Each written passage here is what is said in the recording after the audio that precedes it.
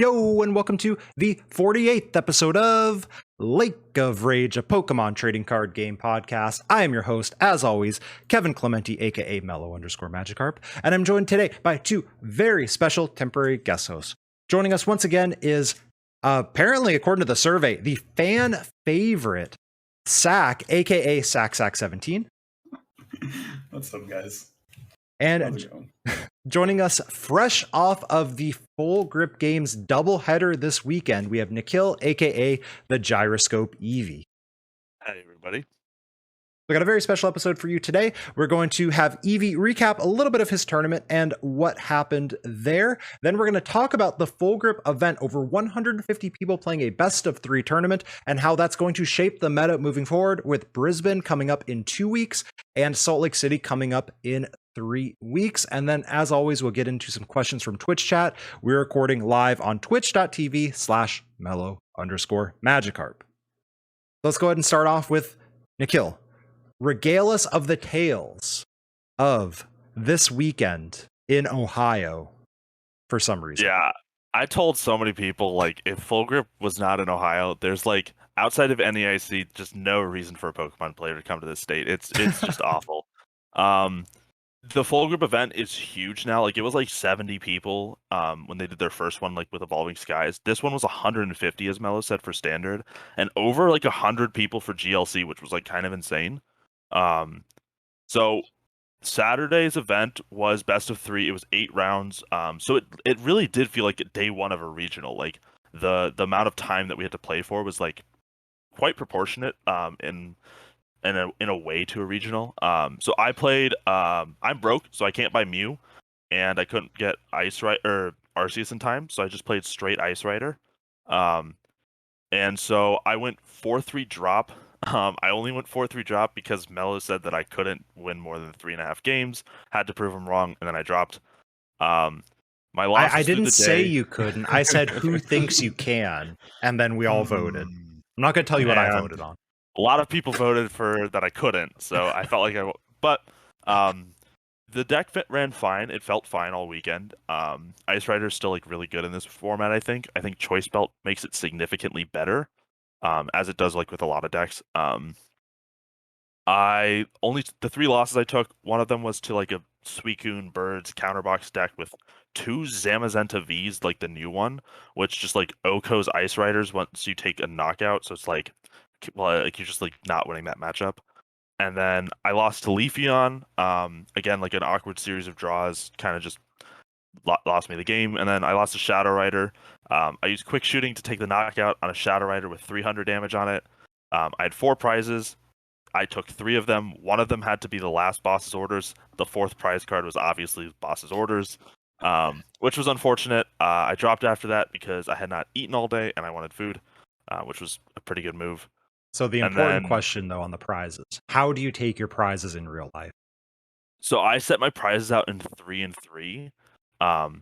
And I set them out so the far right card would be like the top card, so I'd be taking that prize first. So right to left is how I take my prize cards. Okay, that's acceptable. Yeah, like I'm not taking like the top left, like the what would be the last prize card for. I'm not doing that. That's psychopath behavior. Good. And then GLC, I was really excited for. I like the format a lot, and I can afford the format. And this is really funny because I think like a month and a half ago, I mentioned something about the event, and Mello told me that the play for GLC is metal, which is actually what I ended up playing. I just didn't play any stage 2s. It's similar to Andrew Mahone's list that he was like playing a lot recently. And I went 5-2 on the day, which I was like really impressed with. Like I got 14th place, I think, in the event, which I was like really proud of. My losses were to Fire. It is a bad matchup. I don't think it's like unwinnable.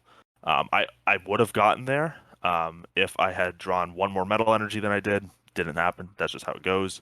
And then I actually lost to the person who ended up winning the event in round 4. I lost to JW Creewall, who was playing Dark, and he piloted it really well. I mean, obviously you can watch the video when it comes up, obviously, and watch back like how well JW played on stream a bunch. It was just like the deck was really good. It worked really well for him. So But the full group event was really cool. But what I saw on the tables was like really interesting. Like the decks people were playing, the way people were playing, because obviously like this is a lot of people's first like IRL event, which we'll like talk about later. But yeah, like the event was super cool, and I'm glad I went. And congrats on the good finish in GLC. Definitely don't want to Thank you. undermine that one. Because that was still a massive tournament. There were over 100 people there. Yeah. It was a lot of people, a lot of good players too. I lost round 4. Oh, and Oh no. Yeah. Lost round 4. That's Yeah. really... Yep. Lost round 4, which was like fine. And then I ended up just continuing to play it out, and I was fine until I hit fire. I was like sick. But I ended up winning out, ended up at 5-2, and I'm like, I'm not disappointed with that result. No, 5-2 is a good record, right? Like there's no tournament where 5-2 feels bad. Well, No. should be no tournament where 5-2 feels bad. The 5-2 record would have felt a lot better because we were at that point, like, people might not know this, but there's kickers for like each subsequent amount of rounds for tournaments, and we were like at the number almost when it would have been 8 rounds, but because of that, and we weren't at 8 rounds, only like really good records were going to make top cut. There's like a very slim chance that a 5-2 made it, and it just didn't end up being that way because there was too many IDs in the last round. Also, I would like to point out, me winning my 5 rounds gave JW the resistance to make top cut. Me and Kevin Baxter played out the entire tournament to 5-2, which helped JW's resistance to give him that top 8. Because like I think he was like seed 7 or 8 going into that round. So you're currently claiming that you are the reason JW won. I'm just saying. I'm just saying. I don't think it works like that, but you know what? That is actually pretty relevant, right? Like, there's like situations where like your opponent's playing out the day like has an influence on your resistance, because drops do like kill resistance pretty aggressively. You definitely want to root for your former opponents whenever you can, because Yeah. it'll come up more often than you expect. So let's go ahead and talk about those results from the full group tournament. Now we're going to focus on Saturday, the standard tournament, Sword and Shield to Brilliant Stars. GLC lovers, sorry, but we got a couple of regionals coming up, so we're going to look at those real quick. So first, I'm going to very quickly run through the top decks, and then we're going to kind of talk about not just what happened at full group games, but what do we think is going to happen as the meta evolves in the next couple of weeks. So of course, you've heard it by now, but in addition to JW, the other co-host of the Tag Team Podcast, got to give them a shout out, won the tournament. Riley Holbert won with Arceus Duraladon. I'm going to say a very straightforward list, but I have noticed a few people are unsure of some of the stuff. So one thing I want to mention here, because I saw several people ask this question to the point where I think people got tired of answering it. There's a 4-2 Arceus line and a 2-3 Duraladon line. And the reason for that is you want to start the Arceus. The difference between starting the Arceus and starting the Duraladon in most matchups is massive. So just like Green's decks want to start their Volcanion or, you know, whatever deck they are, you play the 4 of those in order to start it. That's just one of those things that we're not going to talk about in the metagame, but I have to get out there because I also played Arceus Duraladon to a local win-a-box, so a much, much smaller tournament. And boy, starting Arceus feels 100,000 times better than starting Duraladon. Second place was Mike Gibbs with Wheezing, Hoopa, Moltres, Sableye. Third place was Jacob Weber with Gengar VMAX with 3 Path to the Peak. Fourth place was Kurt. I am going to not say last names, I don't think anymore. But Kurt Spies with Wheezing, Hoopa, Moltres. Fifth place was Darren O'Mara with Mew VMAX. Sixth place was Isaac Bowers with Suicune Counterbox. Was Isaac the person you played, or did you play someone else with this? It was the Counterbox that I hit, and I can talk about that deck a little more because it was super cool. Perfect. So we'll get to that one in a second because there's a lot happening in here. It is actually a super cool deck. Seventh place was Max Mendez with Mew VMAX, and eighth place was Joe Turrentine with Wheezing, Hoopa, Moltres. And also relevant, I think Kevin Baxter had bubbled out of cut, if I'm correct. Kevin got 9th with Arceus Duraladon. Yes, he got 9th with Arceus Duraladon, but I want to say it was a bubble. I could be wrong on that one. So there were multiple Arceus Duraladons. And there were 4 bubbles. So let's keep going then. Number 10 was Adam Carisola with Mew VMAX. 11th was Dan Irish with Wheezing Hoopa Moltres. And the last bubble, it sounds like, was Ryan Ferry with Mew VMAX. Yep, all of those ended with 18 points, which was the bubble in. Joe bubbled in at 18 match points. The other 4 also bubbled out with 18 match points. So your boy got a very, very quickly plug himself. I had called out the very first video I put out on the Brilliant Stars format was my play for Salt Lake City, if it were right now, was Hoopa Moltres. And 3 of them made top 8 and another one bubbled top cut. So I do want to say, your boy was right. My list was a little different than theirs was, but oh, that was such a good play for this weekend. I love that deck so much. Let's go ahead and talk about what this is going to do for the meta. So let's start with Arceus Duraladon, a deck that I think a lot of people have been talking about. We had Omnipoke on a couple weeks ago, and he was like, Duraladon is very real and very good.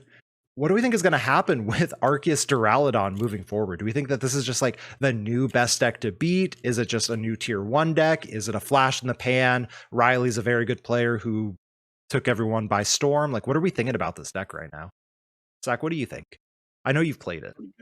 Yeah, I did play on stream a few times, tested it myself. I think like once the list gets ironed out, like I don't know if this is the most optimal list. We've seen different variations out there with like Adventures Discovery, Lumineon, things like Karen and whatnot, and so on and so forth. I think once the list gets ironed out, this will be one of the decks to beat for sure. Top 2.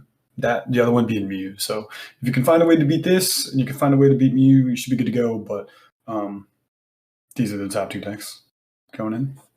Definitely something easier said than done. I think Twitter kind of lost it a little bit because at some point on Sunday, there were multiple people tweeting out they finally realized Duraludon does not have weakness to anything. No. Yeah, it's huge. The only way you OHKO it is by hitting 330 damage with either a Path of the Peak, a Shred Attack, or only basic energies, which is, there's only a few cards that can do that. That suddenly becomes very difficult to do. It's not easily counterable. Like, oh, you just play a Moltres package in your deck and you can beat Mew. Like, no, that thing ain't got no weakness. That is just a big old thick little building over there. I'm right there with you. I think I'm a big fan of it. Like I said, I played it to win a box because I was like, oh, I need to test this deck for Salt Lake. I think it's going to be good. And then surprise, it won the whole thing. It got gooder faster than I expected it to. I was like, oh, maybe it's going to slowly get there and it's not going to be hyped for Salt Lake. I was quite wrong, unfortunately. It's already getting hyped, which means maybe it's not the best play in the world, but I think it's a good deck. I think if I were going to Salt Lake City or I were going to Brisbane, I would expect to run into at least one, if not maybe a couple more, because I think it is a tier 1 deck. It is a force to be reckoned with. The fact that you have to go through a 280 or 310 with the Big Charm Arceus, and then 2 330 or 360 HP Duraludons with the ability is something that very few decks can actually do consistently. That deck is so terrifying and so consistent. Arceus's ability is disgusting. You don't even need it a lot of the time. But the fact that you have it to fall back on, oh, it's just so powerful. So I'm right there with you. I definitely think it is it's just a tier 1 deck. It is so good. Yeah. Too fast now. It's too fast. I mean, I remember watching the finals and we were watching the dark deck try and like beat it, right? We were watching this Sableye deck with like the Inteleons, and like we were watching it in our hotel room and we're like, this is just so bad for Mike, because we realized all of Riley's dudes are just huge. They're just massive, right? They're so hard to like get a KO on, and it's so like, I mean, Joe talked about it on the episode he was on. Go back and watch that episode because it was really good.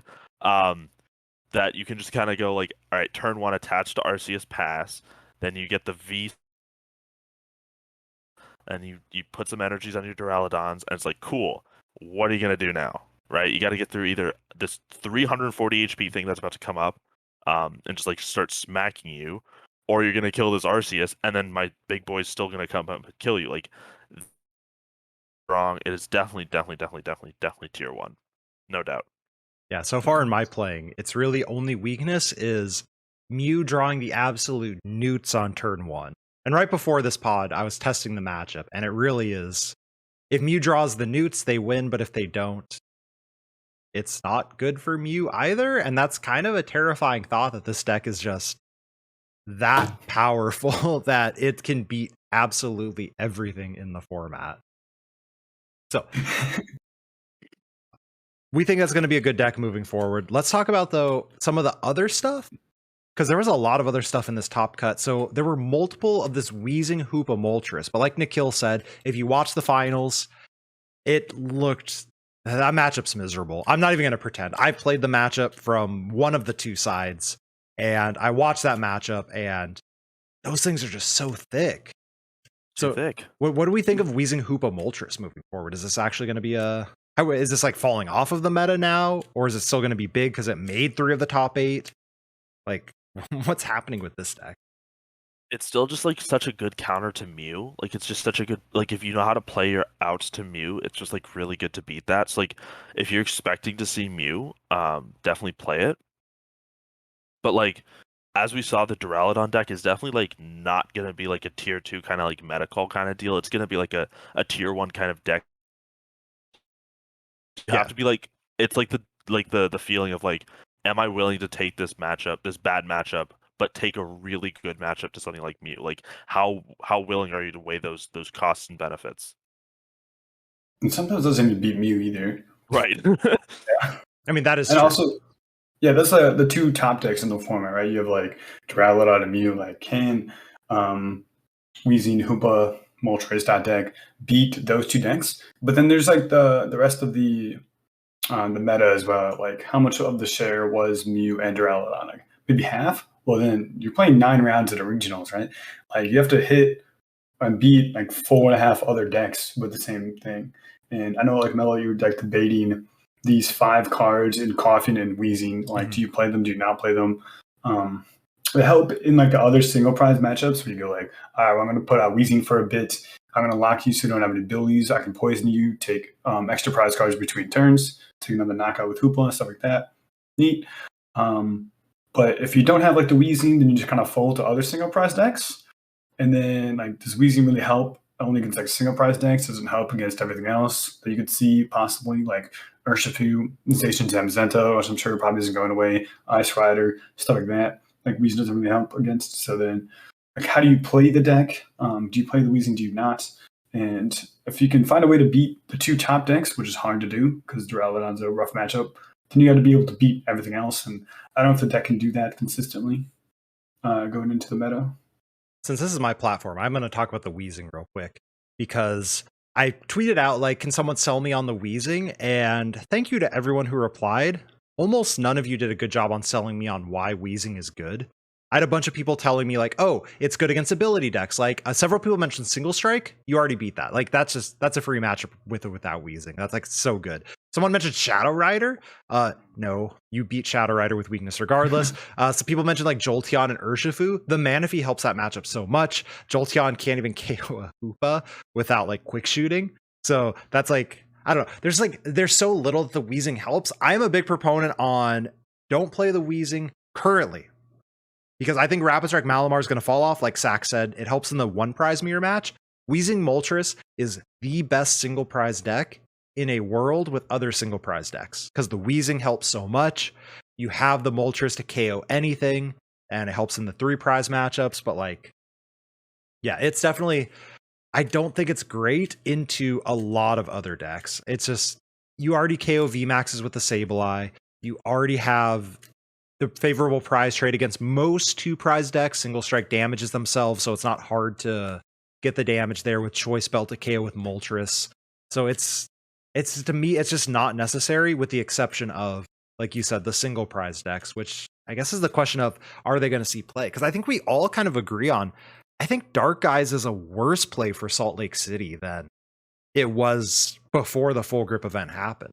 Now with Duraladon seeing hype, it's just becomes a little worse. And other Arceus decks also, one we didn't even mention that showed up in the top 16 was Arceus Flygon, which the Flygon doesn't counter Dark. The Flygon's actually terrible for that matchup, but just Arceus as a card is so bad for most single prize decks because it is so beefy out there. And it's a 2-prizer. Yes. 280 HP. 280 HP on a 2-prizer is just insane. Oh, for sure. Like, that's, you can KO a 280 prize 3-prizer. That's fine. But two-shotting two prizers usually is not what the deck is all about. Unfortunately, Choice Belt helps, but not enough for... Arceus is just so thick. It's so terrifying for that deck, which is unfortunate. It is my favorite deck in the world.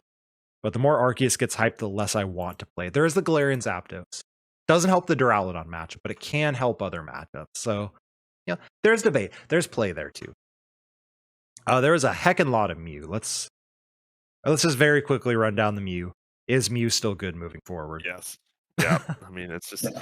This is actually something that I wanted to bring up because I noticed this a lot. People don't actually realize this, so be careful. Like, if you're going to like Salt Lake City and you're like, "Oh, I've played Mew on a bunch of online tournaments," but you never played at IRL, you shuffle a lot. Like, almost every action causes you to shuffle because like you're burning cards that cause you to shuffle like constantly, so you can draw cards with Genesect. And I watched someone shuffle like 15 times in one turn. So like know how to shuffle really well and be efficient about it because like it takes up a lot more time than you'd expect it to. That's like something I wanted to like bring up because like I saw like 3 Mews go to time all because they just like couldn't shuffle and like go through their actions fast enough. Also know how to take shortcuts because like you said, you shuffle the deck 15 times. That shouldn't happen. It does because people forget they're going to go back in the deck, right? Like Quick Ball and Fog Crystal, don't shuffle in between those two cards. Just be like, Quick Ball, fail, I'm going to go back in the deck. Fog Crystal, grab a basic Psychic or whatever. You know what I mean? Like, don't shuffle the deck when you don't have to shuffle the deck. And that saves you a bunch of time. And also, like, that just, like, brings up the other points of, like, know when to scoop. That's, like, a whole nother conversation. But, like, a lot of people, like, played games out really long, I was noticing. Like, beyond the point where they can... And we'll talk more about, like, things that I was seeing IRL-wise. But that's just, like... I saw a lot of Mews go to time, which I was like, it's kind of surprising, and I realized like why it was. Yeah, the deck that ends on turn 3 shouldn't be going to time, but it kept hitting like the Duraludons. That's like they had to like go through their plays more than they should. Poor Mews. Zach, what's your thought on Mew? We're seeing a lot of different lists, right? No one has settled on a list yet. We still playing Chromatic. We still playing Rotom Phones. Do we play 1, 2, or 3 basic Psychics? How many Sparkle do we play? Do we play Catchers? We're going to add the Luminion package that we see in Japan. Are we playing Collapse Stadium? How many Turbos? Are we even playing a Sparkle at all? Kind of thing. So we haven't settled on the list yet, but I think once the list gets straightened out, it'll be pretty good. Probably the best deck to go into Salt Lake City. We know we just talked about like Arceus Duraladon being like really good and like one of the decks to beat, but I think Mew still reigns supreme. Just being consistent, being able to beat everything. And like sometimes Arceus Duraladon bricks, you can't find that turn 1 attachment, you whiff, or they fan of waves your turbo energy that you attached. You don't get the acceleration to Duraladon. They go KO Arceus, and then now you have a 330 HP Duraladon with literally no energy attached to it. And so it takes 3 turns to attack with it. And if you give them 3 turns, hopefully they can knock out your Duraladon. Like, I don't know, but I would be able to knock out your Duraladon if I just knocked out your Arceus. So things like that. I think Mew is just consistently very good. We just have to make a good list for it, and once that happens, it'll be the deck to beat. Yeah, it's really interesting to see Mew kind of all over the place. The addition of Ultra Ball really threw everything on its head. Like, I was just streaming Mew before this, and I had people telling me like, "Oh, cut some Ultra Balls, cut some Quick Balls," you know, all this other stuff, and it's like, it sounds incredibly wrong to me, but maybe I'm wrong. Who knows? Just discarding cards is so good. And we'll see. I think Brisbane's going to be a big deal there. Australia and the hive mind of players there. They play a deck. Whatever deck they play, they all play that deck. And if Mew is that deck, we're going to see what is probably going to be seen as the optimal Mew list moving forward. Now, they might play something that's not Mew. But like, yeah, if it's Mew, that's probably going to be the list that we see moving forward because there are some very good minds in Australia for deck building. And yeah, be ready to play Mew for any tournament you're going to. Going to a local Winnabox, be prepped for Mew. Going to Brisbane, prep for Mew. Going to Salt Lake, be prepped for Mew. Going to Liverpool, Mew. Vancouver, probably still Mew. I don't see it going anywhere. For sure. There was also a Gengar that made top 4. Gengar with the 3 Path of the Peak. So maybe they were ready for a Duraludon. I actually don't know if they lost to it, actually. They did lose a Duraludon. Okay. Because I was like, if they played against a single prize deck, then that's like free. They feast on Gengar so hard. No. Wait, let me double check this. Let me check my information. They did not play Riley. That is correction. They did not hit Riley. Okay. They lost to Mike, which, like, as Mello said, like, that's, like, already, like, kind of a bad matchup for the single strike style decks, because, like, they're already putting damage on themselves, which just makes your, like, Inteleon, Hoopa, Moltres, Sableye guys, like, much more efficient. Oh, yeah. And the fact that you're trading a 1 prizer for a 2 prizer, your Moltres is OHKOing 2 prizers or even 3 prizers at the end of the game because they have to damage themselves, and you have Choice Belt. That's not even counting the wheezing that the second place list played. And so you could just be like, turn 1 Ascension, and they're like, okay, cool. Pass for 6 turns, just lose the game. Yeah. So I would have been curious to see how the matchup against Duraladon would go, if the path is enough to get there, or if the path is just necessary for Mew. Like, I'm super curious about that one. What do we think about Gengar? Is this a real deck, or is this someone who came in at the right time in a meta that was literally 25% Mew and just kind of mewed all over everyone? I definitely think it's strong. I don't know if it was you or Boo that mentioned, but it's like one of the more efficient things that can just like one shot most of the format. It does like need a little bit more, but compared to some of the other stuff in the format, it's a lot more efficient about doing it because between the energies and the belts now. So like I don't think it's like not good. I just don't think it's tier 1 because I still think it takes those like awkward matchups to. I think the Sableye deck is really strong against it. It doesn't even always beat Mew. It can, but it's not like unheard of to see it lose to Mew. But I don't think it's like this is just like a one-off thing that someone just brought a really good dark deck to a Mew heavy format. I think it's like there's like enough good matchups in the format where the single strike deck can like see enough play. Yeah, I think I got to run hot. Like this list, they're still playing the Chromatics and there's no Barrels. I played Gengar myself, and I've watched people play Gengar. And the thing that Gengar loses to is Dedroid. You can beat Mew, you can beat Duraladon, you have the path, right? You hit for weakness against Mew. You can prize trade favorably with single prizers, with the Houndooms and stuff like that. Like you can get there, no problem. You have the Urshifu or Stonejourner for the weakness.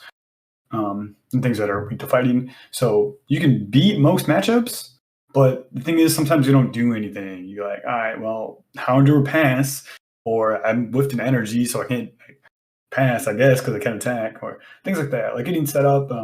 But if you like run hot, then yeah, no problem. You can definitely get third or top 8 or top 4 or whatever with Gengar. As long as you run hot, so I think it's pretty good. Yeah, the OHKO numbers do exist with the belt. They played 2 belts and, of course, the 4 single strike energies. So with 3 single strike energies, you're hitting for 310, but that becomes 340 with the choice belt, which is very doable. And OHKO's everything except a Duraludon with a big charm, which is potentially very relevant considering what happened. But it's a real deck. As long as Mew exists, it's a real deck. And even when Mew doesn't exist, it might still be a real deck, obviously depending on what else the meta would look like in a non-Mew meta. But the card hits too hard.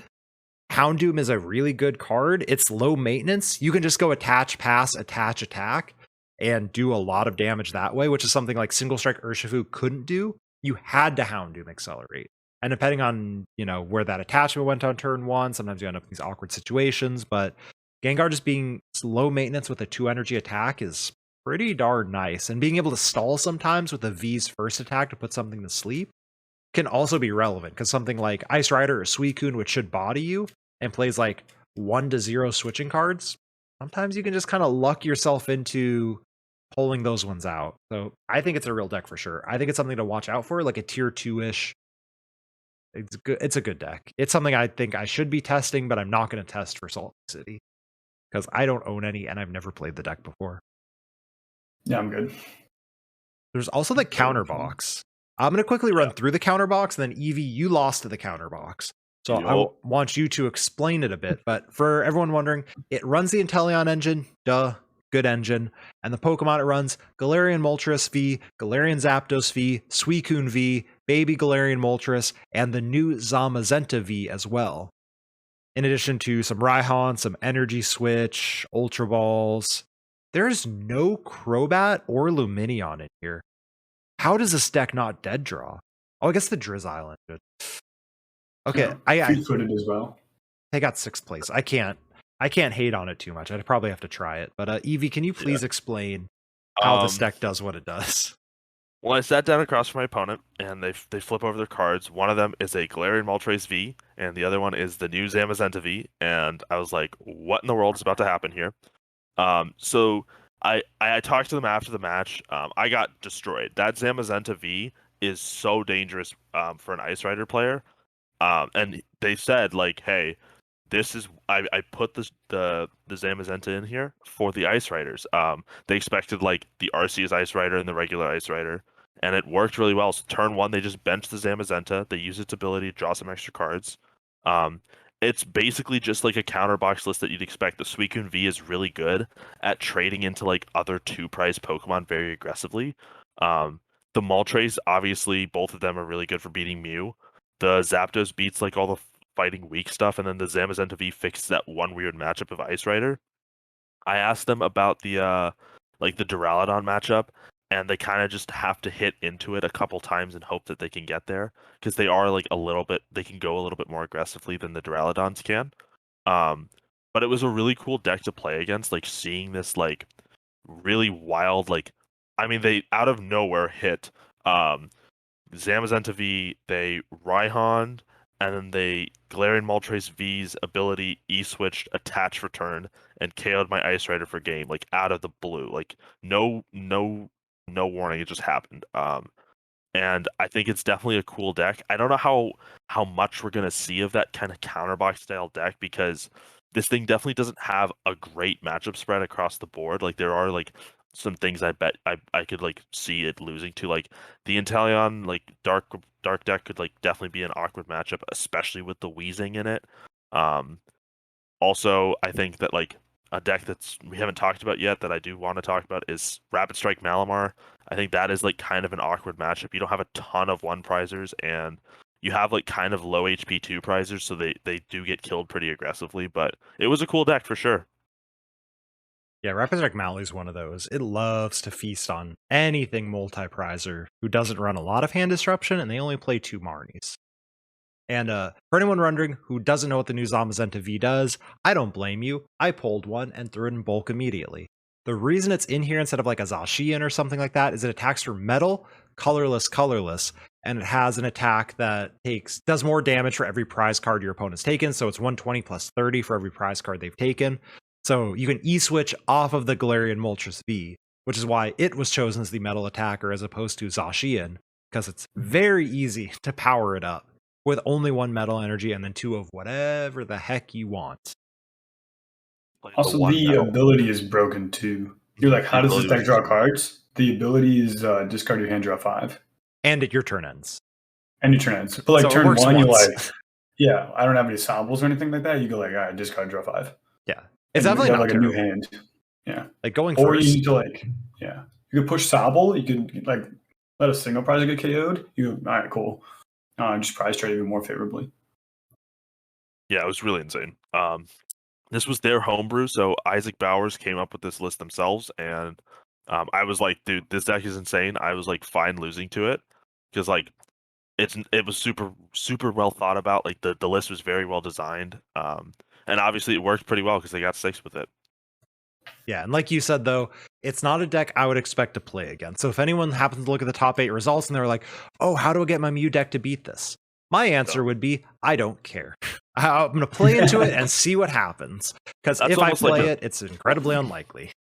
I think that's like almost a statement across the board with like very counterbox style matchups. Like, don't try and like tech your deck to beat a deck that's tech to beat a lot of decks. That's a lot of the same word I just used, but like you're not going to be able to tech your Mew list enough to beat the counterbox list without like making another matchup worse. If you hit that matchup, just either take the like bad matchup and go on, or like beat it. Like you can, it's not impossible, it's not unheard of. Just don't like try and over tech your deck for like every matchup, because it does end up, you will feel like the lack of consistency when you do that. And this goes back to my wheezing thing where the people who are just like putting random things that no one's gonna play, or just be like, oh, wheezing's good because it beats random decks. Like, you all have to figure out, what do I want to beat? Like, what are people actually gonna play, and worry about that. I think that is the best meta call advice in the world. And I've been wrong on meta calls for sure. I've gone into tournaments where I'm like, I sold the store for Dallas Regionals. I was like, I'm going to play Sable Garb for fun. I've got my Worlds invite. I can do whatever I want. Sable Garb seems cool. Maybe I can cheese my way into a day 2. Turns out I hit multiple Seismitoad decks. Why are people playing Seismitoad in 2020? I don't know, but they did. I chose the wrong meta call. There was a fair amount of Seismitoad in that room, and I ended up 5-2-2 instead of a good record because it wasn't a great meta call.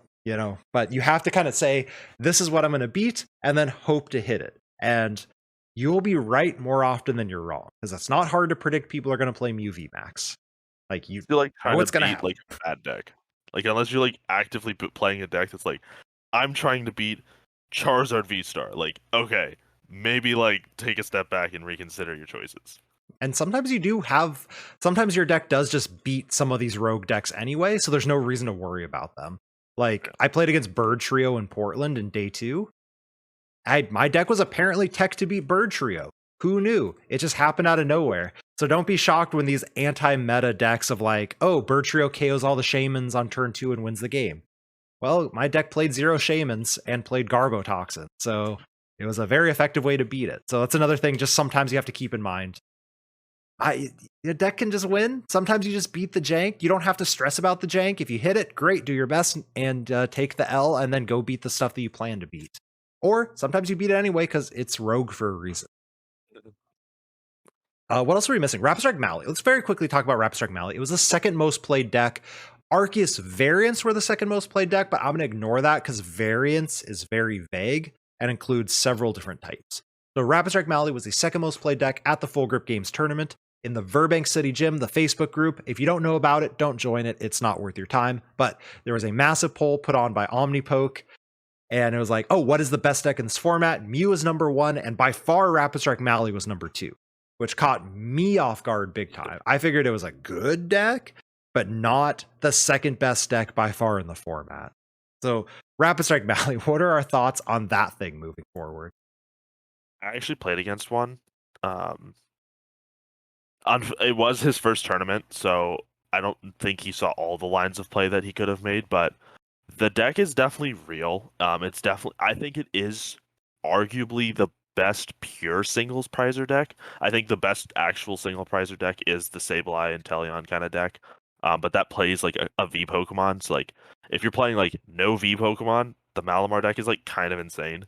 The Manaphy fixes so many of the annoying matchups where they'd be like, all right, let me just quick shooting your benched Malamar, Jolteon, and then take prize off the bench and then do it again, or like Rapid Strike Malamar, and like let me Rapid Strike Urshifu you.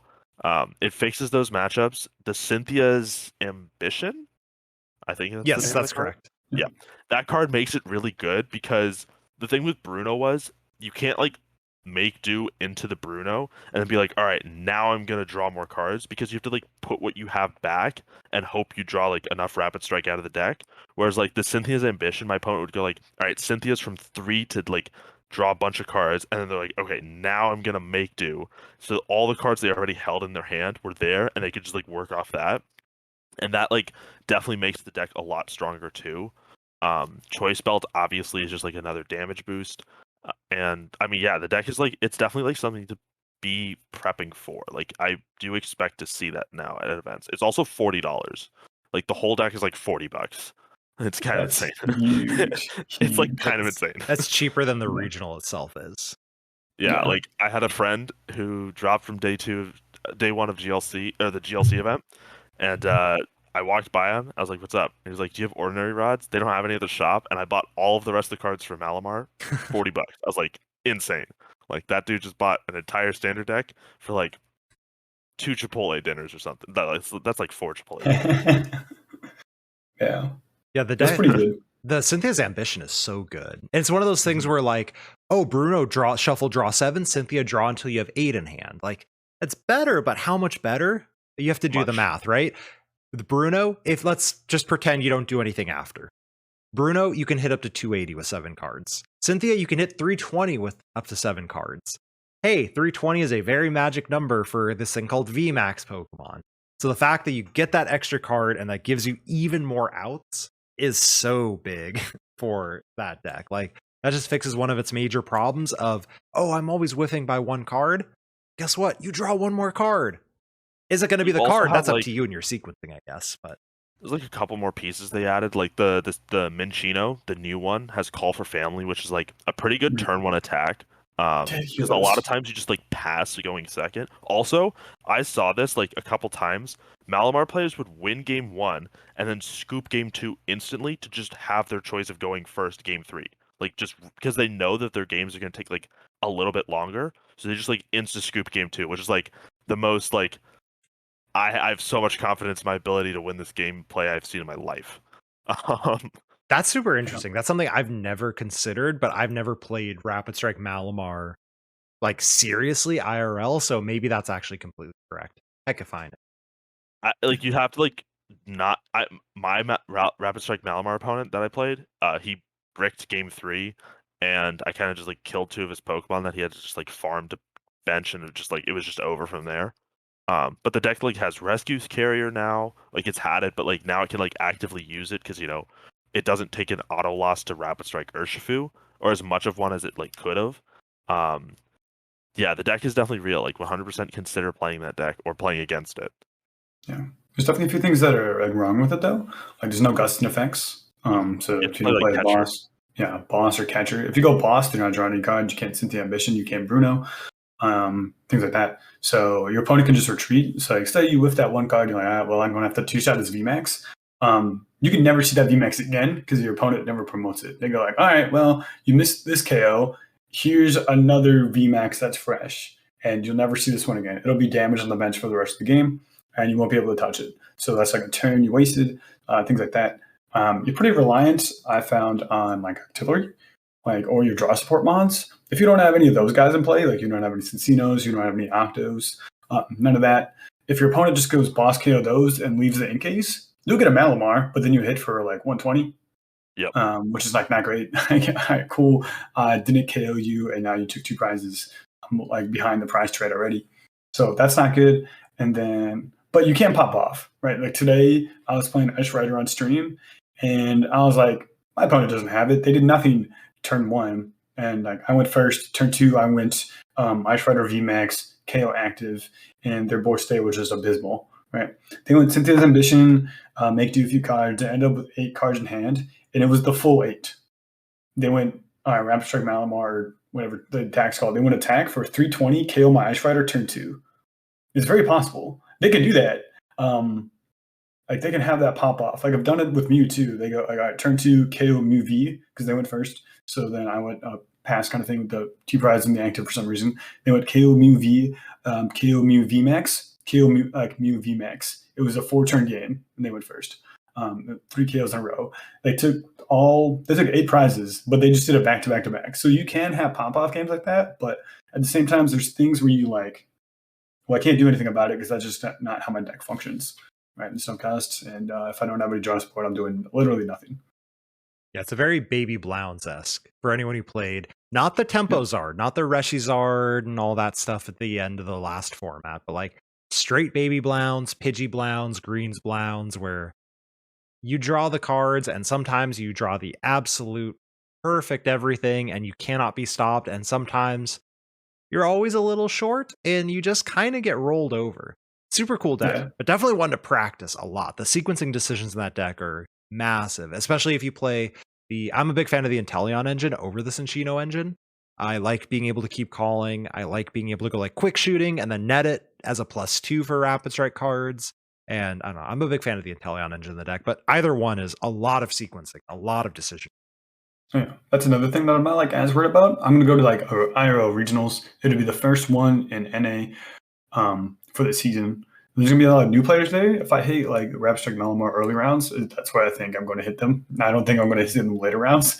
I think I'm going to hit them the early rounds, and you need to know your sequencing for that deck. There's definitely things where like I'm watching my opponent play Rapid Strike Malamar, and they're just mis-sequencing. Like, all right, well, you could have guaranteed 2 Rapid Strike Pokemon in like +2 or +3 for your hand, but you did this instead, and now you whiffed because you didn't sequence correctly and you didn't thin your deck efficiently enough. So I've definitely seen things like that. Like you have to know your sequencing if you want to have those pump-off turns and take KOs. So I think that is huge going into the tournament, into the regionals if you're going to play that deck. So if you choose that, make sure you practice with it. For sure. All right, let's go ahead and get into some questions from Twitch chat. We have quite a few that I think are quite relevant to our topic.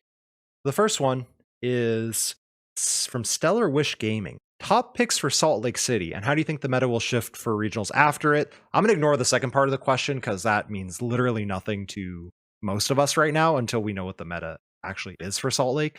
But what are our current top picks? Nikhil, you're not going. Sack, you are going? Yeah, I'm working on picking out flights today. Let's go. And I'll be there also. So, Nikhil, you start off. You're not going, but what would you be strongly considering for Salt Lake City? If I had the money to go and also pay for the cards, it'd be either Mew, Arceus Duraladon, or Sableye and Teleon. It'd really just be which one I felt the most comfortable with the day. Mello says this a lot, and honestly, it is why I played the decks that I did this weekend. I 100% would have rather played those decks over something I've never touched before or like played like 5 games with.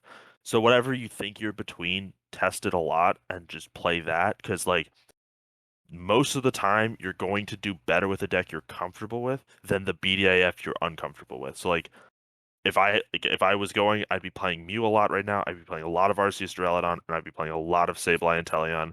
Just really seeing which one I feel the most comfortable with. Then from there, I'd take whatever I picked and just like really diving into it as much as I can. Zach, what are you considering? I'm going to bring both Mew and Duraladon. Like, I'm probably going to show up with like 2 60-card decks. I'm not going to bring anything extra. It's going to be those 2 cards, those 2 decks. Yeah, I'm going to probably decide probably at the tournament what I'm going to play out of those 2 and what 60 is going to be. I'm probably going to be set on like 56 cards, but probably those. I'm leaning towards probably like Duraladon. It can handle single prize decks pretty easily. And Duraladon, like you said earlier, people figured it out today. It has no weakness. So you have to hit 330, 360 to OHKO it, which is huge. There's like downsides and like you could have consistency issues, but I think the huge part going into it is it has no weakness. You can't OHKO it. Everything else, every other VMAX, as far as I know, like playable, has a weakness and you can OHKO it. So, but Duraladon not having a weakness is probably what's going to sell me on it for sure. But I'm going to show with both. I'm going to play both. I'm going to test both. And I probably wouldn't consider, there'd have to be something that would drastically change my mind to consider anything else going for Salt Lake City. And for myself, Dark Box is still my number 1 despite the Duraladon matchup. I feel very confident with the deck into almost everything else. And so for me, that's still my number 1. My number 2 is Arceus Duraladon because it just seems very, very, very good. And after playing it this last weekend, it is incredibly consistent, which is also something that I really like out of a deck. I don't think I've ever brought a deck to a regional that didn't just set up all the freaking time. And my last pick would be Mew VMAX. I played it a little bit today, and it still feels high roll to me, which I know sounds weird, considering it's also very consistent, but like, I don't know. It feels a little high roll, but also, if you can't beat them, join them. Like, the deck is just so good. And if Mew gets a target off of its back, and for some reason stuff like Duraladon gets a target on its back, Mew is winning the regional. Like that's a given. If people stop trying to beat it and start trying to beat other stuff, which seems unlikely, but there's always that possibility, so I want to keep it in my back pocket just in case. A Koger asks, would a Genesect ban be healthy for the meta? No. Yeah, I'm leaning towards no. There's nothing wrong with Mew. There's nothing wrong with the deck being dominant in the format. Like, why would you, like, just because it's the BDIF, like, just because the deck is, like, number 1 up here, there's nothing wrong with that. Like, something's going to have to be number 1. Say you take away Genesect and Mew and stuff like that. All right, so the number 1's down here. Then, like, all right, so now we ban Duraladon because I can't hit it. Or, like, what do you, like, you keep banning cards until we can't play anything? Like, there's a number 1, and it's number 1 for a reason.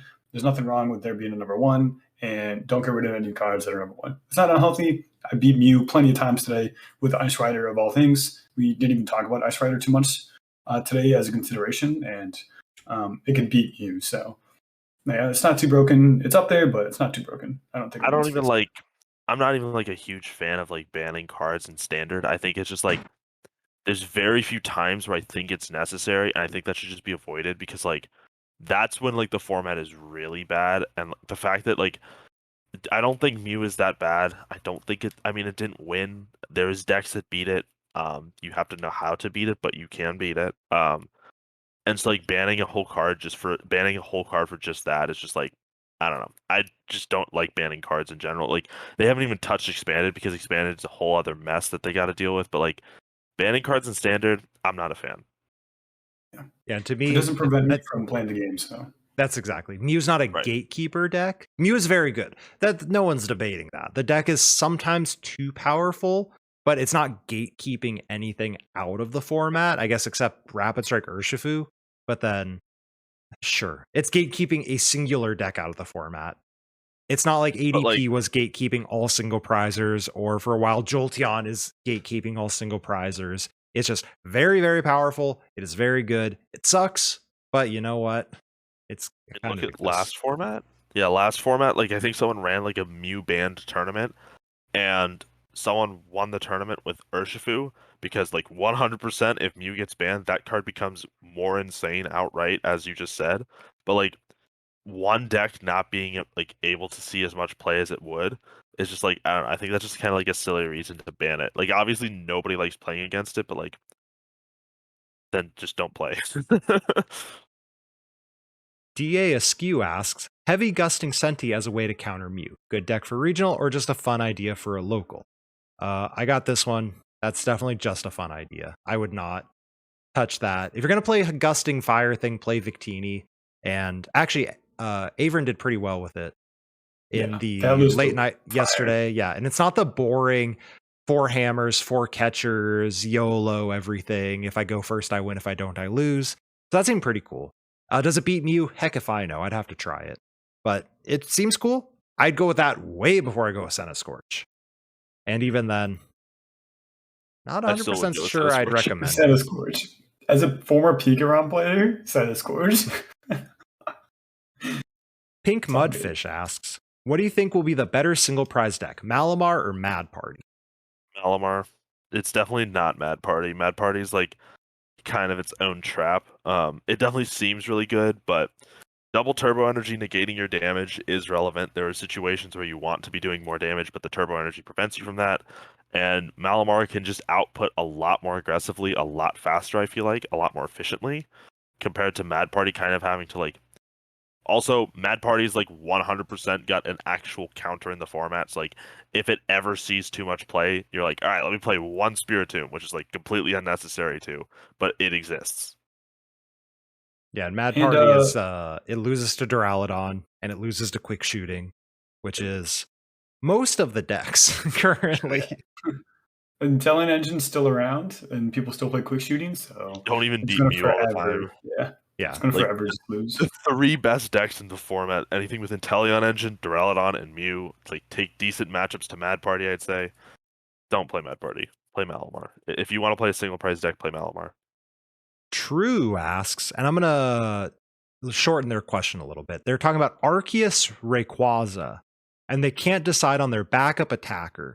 So do you think Raichu V or Raichu V would be better in that deck as a backup attacker?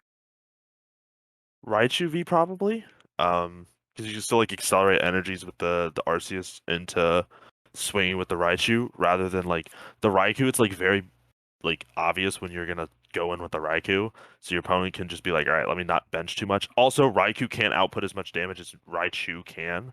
That's just like if you're gonna have a backup attacker, I'd probably want it to be able to like take KOs like your Rayquazas will. To me, I think Raichu has anti-synergy with Rayquaza since it discards energy. So I'd want Raikou as a way if you can't accelerate energy on the field, you can hit with it because it attacks for 2, which is super easy to set up. It has fleet-footed as an ability, so it's a decent little starter. And like I said, you're already OHKOing with Rayquaza, so I don't see how Raichu actually helps you. Since if you have all your energies, the Rayquaza already does the KOing. Yeah. Raichu can be really aggressive early game too. So say if you're like you're doing nothing, you can't find your Rayquaza, you can't find Arceus. If you get Raichu out, and you can like, well, I got 2 attachments, right? Then I could still hit for 220 early game while you get the rest of your board set up. You can apply pressure, which is huge. You also kill Sobbles and Suicunes pretty aggressively with it. The difference between like Raichu and like Raikou late game or Rayquaza late game, like Raichu and Rayquaza, is you can discard the energy from anywhere. So you do get that chance to spread your energy around so they don't target it down and get rid of all your energy in one go.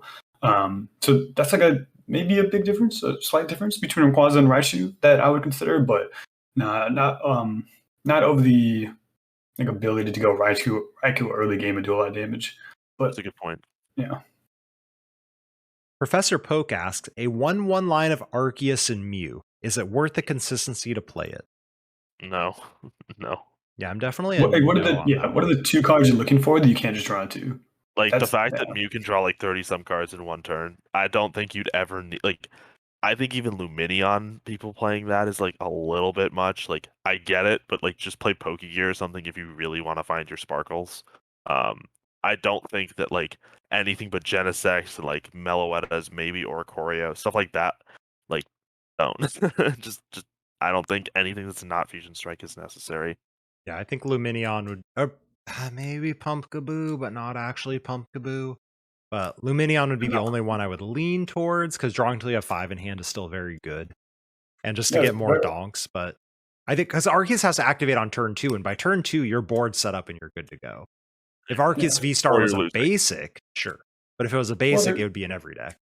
There's still the thing where you like, my Arceus has 280 HP, and I can attack with Turbo Energy, which Mew plays both of. So now you have like a 2-prizer that hits for 280, and you go search for 220 cards. But then you're drawing up to 5, then activates turn 2, and then like, what 2 cards are you finding that you can't just draw into? So like, there like could be some upside hitting for 180 with the 2-prizer and having 200 HP, but probably not worth everything else that goes into it, like all the consistency issues, finding it, everything else. So probably that.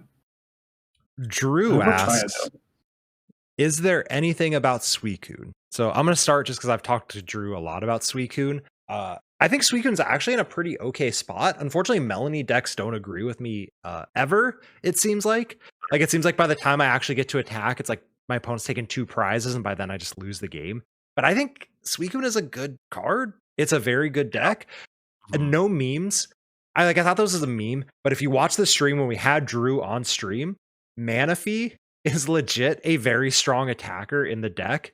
So it got it not just for the Jolteon and Rapid Strike matchup, but the fact that Manaphy can hit for 150 pretty easily with a Choice Belt and a Ludicolo for a singular energy, and then you can still Raihan to something else, is no memes relevant. It can KO a Rapid Strike Malamar. It can KO a Gengar V that's damaged itself. It's it's like actually kind of okay, and a couple of Raihans to attack with the Shady Dealings and Teleon a couple times. I'm not a massive brain against it. So I think Suicune's like fine. Problem is Suicune never beats Duraladon, like literally ever. That's an auto loss. It's also too easy to play around. So like you have to play cross switchers if you're going to play Suicune. Like unfortunately you have to. Otherwise, I can definitely go map up my prize cards and you can't boss ever because you have to Melanie or Raihan. The heavy Ludicolo build though can OHKO anything in the active. Yeah, which is huge. Like the Mew matchup actually gets better for it, which is another reason I'm into it, because the Choice Belt essentially means they've benched 1 extra Pokemon. So Mew has to have 3 on their bench to not get KO'd, which is very difficult. A lot harder to have. Yeah, it's like at that point you don't even play around it anymore. You're just like, whatever. Just if you got it, you got it. And that's kind of what the cool thing. I can set up something on the bench, which is huge. Suicune was definitely so if I'm playing Mew, I can attack with Mellowetta. If I'm playing like Duraladon, I can put Duraladon on the bench and know that I can't get KO'd because you don't play boss. Like maybe I can bench this, so you don't have boss. No, you have to Melanie next turn, so you can't boss. But that's only if you can KO with the thing. Like if you're KOing with a Mellowetta, I can still just go KO the Mellowetta with my my Shady Dealings and Teleon. Right. And then you have to KO a single prizer with your 3-prizer, and that it's not as good as it sounds currently, just because a lot of the stuff out there doesn't matter as much. Like, bro, my Manaphy can KO your Mellowetta. And then what are you going to do? It prize trades pretty favorably for sure. They can go Suicune, and Teleon Suicune. And you don't even have to bench that last Suicune, which is like so nice to do, but I hate being trapped into I have to Melanie to this turn and I can't boss. Like that was probably the biggest deterrent. Like I played Suicune for forever, like IRL, and almost every turn that they took a KO or I whipped an attachment, I have to go Melanie now and I can't boss. And you can just that's a free setup on your bench right there. Although it was nice going into a Teleon for a turn and knowing that you can't win. You have to take that 7th prize. And the last question coming in from Horsey.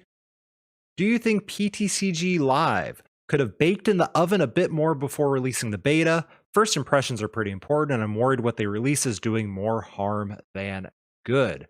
I've not played it. Nikhil hasn't played it. Sack, you have played it. That's all good. But we've all seen it. I was looking at Slap's question about hot dogs. We're not answering that. Come on, a food take, no food takes. So, Sack, what are your initial thoughts? Because you're the only one who's actually playing it. Yeah, I do play live pretty consistently, pretty regularly on my stream. Live it's the same game as PTCGO, right? It's the same Pokemon trading card game, right? It's weird, right? We're both playing the same game at the same time. The thing, like, live does have a few bugs to go with it, right? Like sometimes I can't attack. It's just a bug. I can't attack. I can't play any of my cards. I can't retreat. I can't click on anything. Sometimes I just can't play the game. So there's little things like that you just have to know that, like, all right, I'm going to have to concede this. That, all right, I'm going to concede the game, go into the next one, reset the client, all that stuff.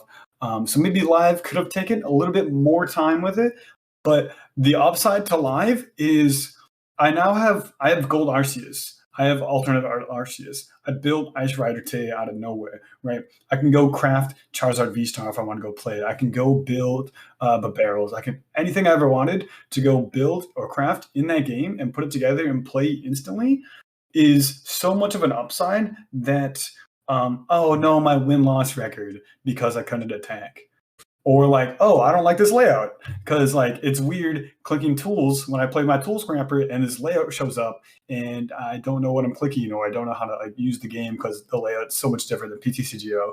So I think the upside of me, like the accessibility for all the cards in the world, is so much more than, well, this game I clicked the concede button because there was a bug that didn't let me play the game.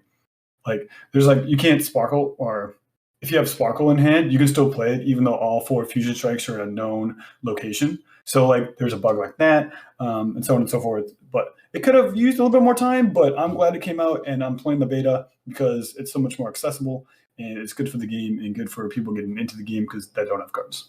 Yeah, think so about that's my 2 cents on live. 80% of the viewer experience stuff is like, and like you said, like, oh, the layout's not good and stuff like that. I think a lot of it is just we're so used to PTCGO. Once we get used to live, we're not, it's fine. I mean, there is some stuff where it's like, they really could have made this more clear. Like you said, the tool scrapper situation is a little sketch because you don't really, like, it's like hard to know exactly what you're getting rid of instead of like PTCGO where you're just like, I'm clicking on this big charm on this Duraladon. Like, I know exactly what I'm doing. That stuff, that'll get fixed. It's a beta, right? But I think there's a lot of stuff where it's like deck searching, for example, the fact you have to change the filter. That annoys me a bit. But like, once we get used to it, it's going to be totally fine. So that'll be no issue at all. Nothing we can't play around. Exactly, right? So, we were talking about it today, like on stream, like, oh, these graphics suck. It's not like PTCGO at all. And then, like, that's how we first received the game. Like, this isn't PTCGO. Of course it's not. It's a beta. Bro, PTCGO, the award winning for its graphics. Right, exactly. Like, right, it's a PTCGO, and also this game just came out. It's not the actual product. It's a beta, right? So give it a break, right? Enjoy what you're looking at and enjoy the game because it's still the same Pokemon trading card game. And that was when we first released. Yeah, and the graphics are growing on us. Like, we're getting used to it. It's been a week or so, right? Are you really telling me you're playing Pokemon trading card game live for the graphics? Is that where we're at right now? Are you seriously complaining? If you're complaining that, oh my god, the graphics look bad, get out of here. Go play a game on a TV. Stop playing a game meant for a trading card game. Get over it. It's not a big deal. Oh my god, that is so infuriating. Anybody who, like, thinks that the graphics make or break the game, shut up. PTCGO, awful graphics. They suck, right? Why do we want better graphics so you can see your stupid Rainbow Rare Arceus and better? Yes. I'm so tilted. I mean, that's so what I'm stupid. going for.